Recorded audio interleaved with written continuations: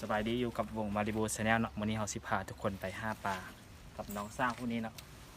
เราจะได้ปลาไล่ฉันได้แล้วการไปกินข้าวอยู่แคมป์นำเลยเนาะโอเคนำมาเลย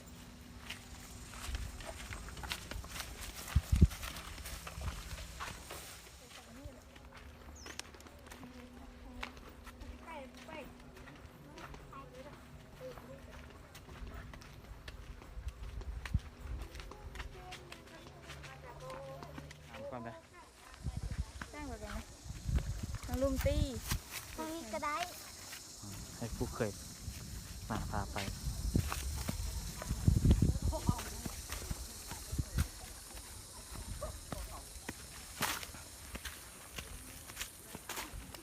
เอากุ้งได้เด้อ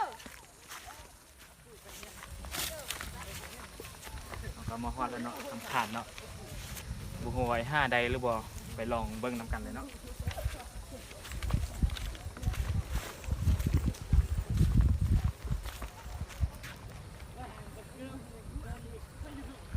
อันนั้นเป็นทีมงานของเขาเนาะ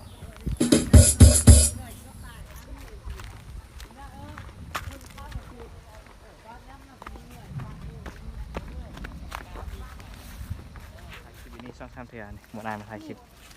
อยู่นี่แหละบนดอนนี่แหละ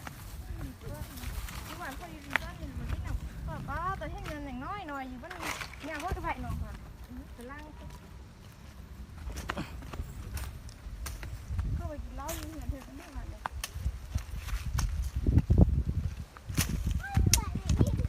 เอายางน้ำเดี๋ยว อ๋อ ไม่ เอาไว้เจ้าก็ราคา เขาลืมซื้อปลานิลมาเนาะห้ามบ่ได้เราปิ้งปลานิลกินสิ ปลาได้แต่ร้านเขาปิดหมดที่ปลาจับตัววันนี้ งับเท่านี้จากบ้านนึงกันปะ โอ้เขาไปลงน่ะ อ้าววะมาซึ่งวันวะโอ้สันเอาเข้าไอตัวเขาวะไปห้าเที่ยววันลุมมันตี ลุงจิ วันไออันห้าห้อยแข่งกันตี ห้ามาห้าห้อยแข่งกันหนึ่งนะแค่นั้น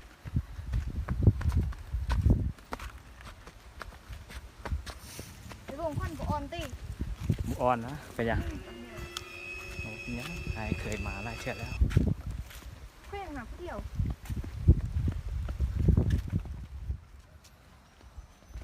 ใส่เวลาเหลยเกิน ก่อนนี้วันห้าอันนี้ก็เป็นเส้นสลีของข้าเจ้าเอกเนาะโมเมนต์ของเขา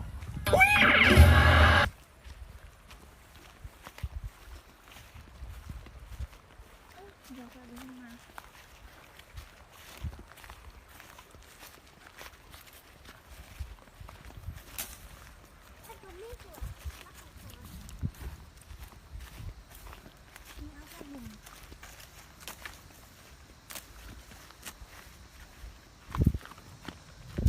หลักเอาหัวเขาลงน้ำบ่ ได้กัน จม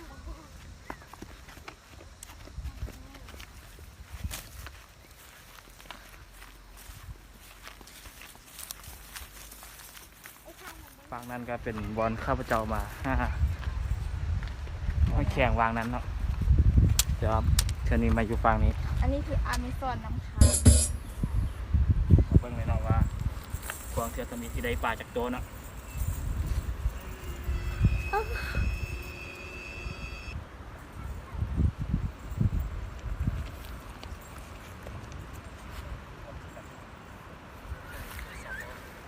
น้อยห้าจับกระสับไป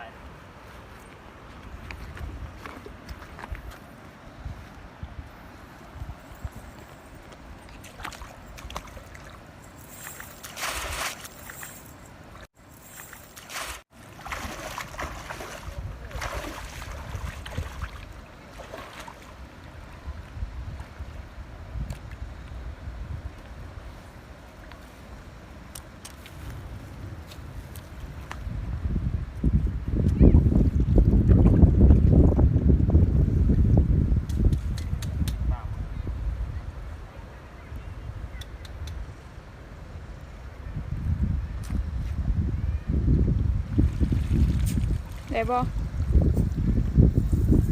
ซื่นตู ได้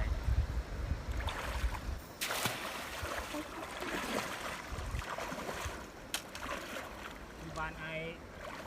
วางใจวะ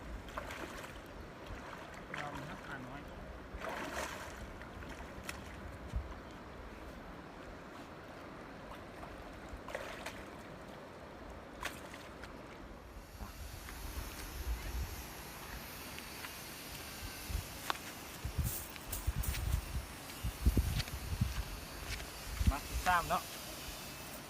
ลองเบิ้งได้อ่ะ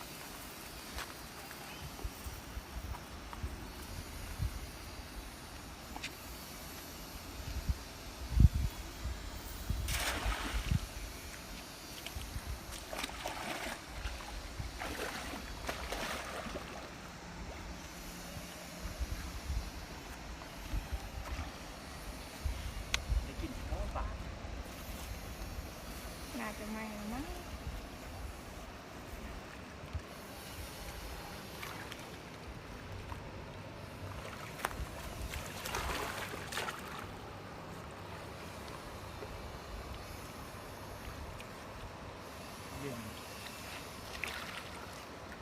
ลืมซื้อปลา ตลาดข้าวบุค่าย วานน้องเขาจะไม่ใช่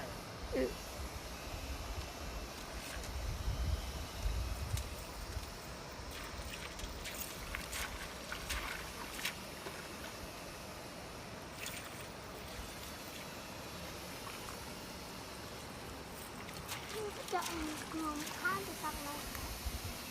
ไปหาสัญญาณ มันคิดว่า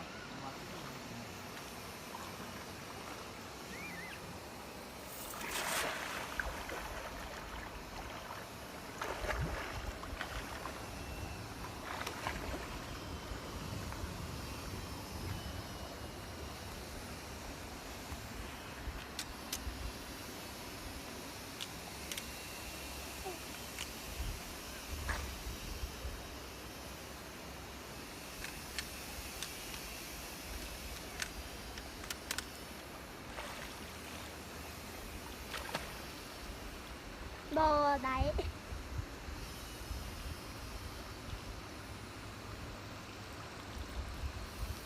โอ้ในตัวนี้ โอ้ เห็นไหม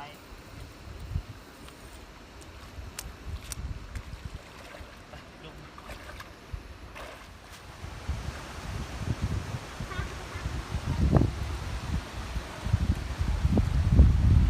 เย้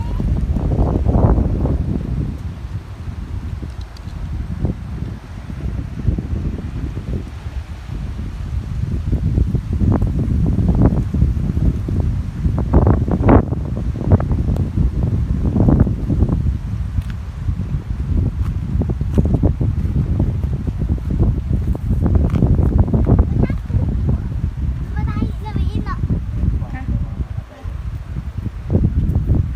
มองไปแล้วเจอมาในคำเตอร์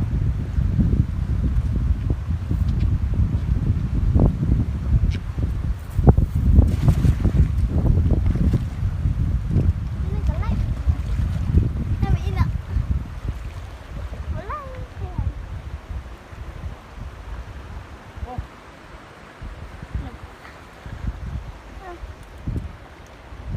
มันคือบุไดเหรอสบายวะเนาะเขาอยู่ซ่อนนี่มันเป็นฮะ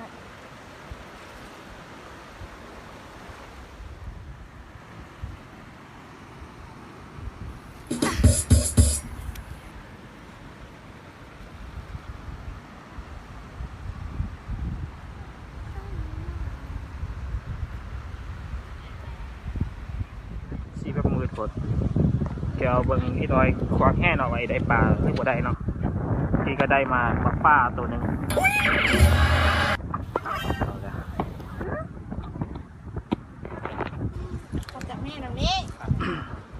เราจับตีนมันไว้เราให้มันไปไกลเอาเอวฮะ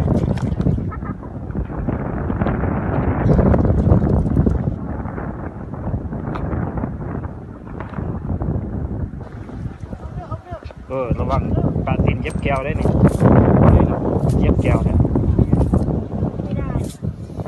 เกมรักเจ้าเขากวางแห่บ่ได้เนาะเขาก็สิมาลองยิงปลาเบิ่งเนาะดำปลาเนาะสิได้บ่ได้อ่ะลองเบิ่งได้โอ้ตาย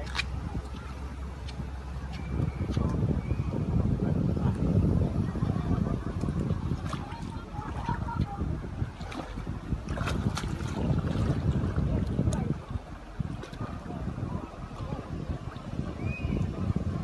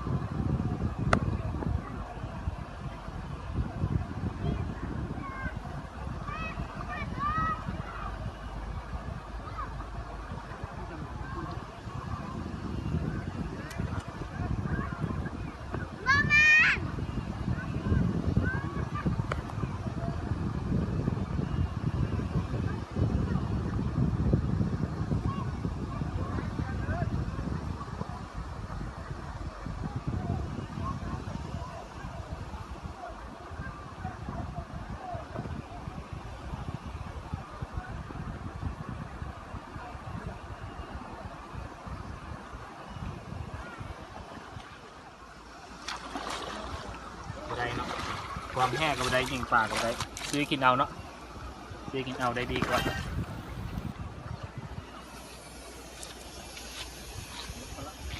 อันนั้นเป็นทีมงานของเราเนาะ กินส้มน้ำกันไหม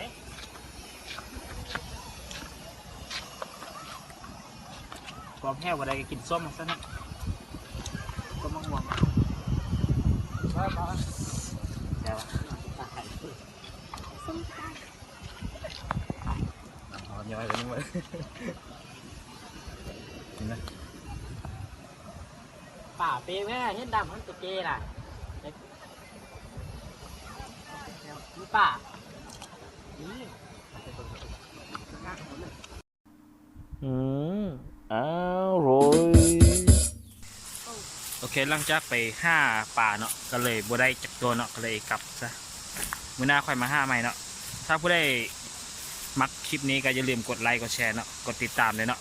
เพื่อเป็นกำลังใจให้เราให้คลิปใหม่ต่อไปเนาะสำหรับมื้อนี้ก็ขอบใจเนาะโอเค